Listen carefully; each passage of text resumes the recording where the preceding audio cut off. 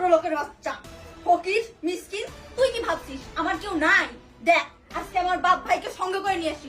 তোর সঙ্গে আজকে আমি একটা হ্যাসনাস্ত করে তোকে ডিভোর্স দিয়ে তারপর আমি এই বাসা থেকে চলে যাব। আসসালামু আলাইকুম বাবা, বসেন। ওয়ালাইকুম আসসালাম। কেমন আছো বাবা?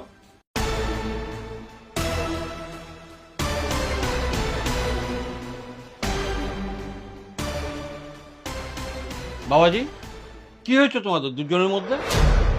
আমাকে 2-4 দিন পর পর এখানে আসতে হয়, কি সমস্যা তোমাদের বলো তো আমাকে। হ্যাঁ ভাই, বাবা তো ঠিকই বলছে। আপনি কি মানুষ না? আপনাদের মাঝে কি এত সমস্যা? আপনাদের কি হয়েছে সেটা বলেন তো আমার। আপনার মাঝে কি জিদ নাই? কি রে ছোট লোকের বাচ্চা, এখন চুপ আছিস কেন? এখন তোর জবান বন্ধ হয়ে গেছে? আমার বাপ ভাইকে দেখে এখন ভয় পাইছিস? একা পেয়ে তো আমাকে খুব মারছিলি, এখন তোর মুখে কথা নাই কেন? কথা বল। চুপ করো তুমি, এভাবে বেয়াদবি করছো কেন? আমার আর কিছু বলার নেই বাবা, আপনি তো সব শুনেই আসছেন। আপনার মেয়ে কি আপনাকে কিছু বলে নাই? অবশ্যই বলছে। এখন আপনারা যেহেতু আসছেন, আপনাদের যা ভালো হয় আপনারা সেটাই করে যাবেন। দেখলেন তো আপনাদের সামনেই আপনার মেয়ে কোন ভাষায় কথা বলে আমার সাথে। এটা শোনার পরে আর আমার কিছু বলার থাকবে না বাবা। আপনি গুরুজন, আমার তো বাবা নাই, আপনাকেই তো বাবার মতো করে জানি। তো আপনার যেটা ভালো হয় আপনি সেটাই করবেন। বাবা বাবা, ভালোই তো অভিনয় করিস। আমার বাবা এখন তোর বাবা হয়ে গেল। ফকিরের বাচ্চা, চামারের বাচ্চা, অমানুষের বাচ্চা।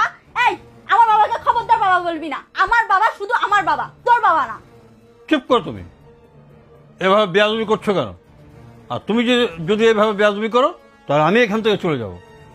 জামাই বাবা, বলো তো কি হয়েছে তোমাদের? ও কি বলবে বাবা? ওর বলার কোনো মুখ আছে? ওই ছোট লোকের সঙ্গে আমি সংসার করব না। তুমি আমাকে এখান থেকে নিয়ে যাওয়ার ব্যবস্থা করো তো। তুমি কিন্তু আবার চরম বেয়াদবি করছো। এটা তোমার স্বামীর বাড়ি। লাল শাড়ি পরে এসেছো, সাদা কাপড় পরে এখান থেকে বেরিয়ে যাবে। এর বেশি যদি কিছু হয় আমি তোমাকে এক মুহূর্তের জন্য আমার বাড়িতে তোমাকে নিয়ে যাব না।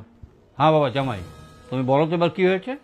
বিষয়টা খুব গুরুতর নয় বাবা, কিন্তু আপনার মেয়ে যেভাবে রিয়াকশন দিচ্ছে, আমার সঙ্গে ব্যবহার করতেছে, তাতে ওর কাছে এটা অনেক বড় ব্যাপার। আপনার মেয়েকে বিয়ে করার পর থেকে আমি একটা দিনও ওর কাছে শান্তিমতো কোনো কথা বলতে পারিনি। সব সময়ের জন্য শুধু খোটা, অমুকের এটা হয়েছে, ওর হাজব্যান্ড এটা করছে, ওর বউ এখানে ঘুরতে গেছে, আজকে এত দামি গহনা পড়ছে। এই খোটাগুলোই সবসময় আমাকে দিয়ে আসতো।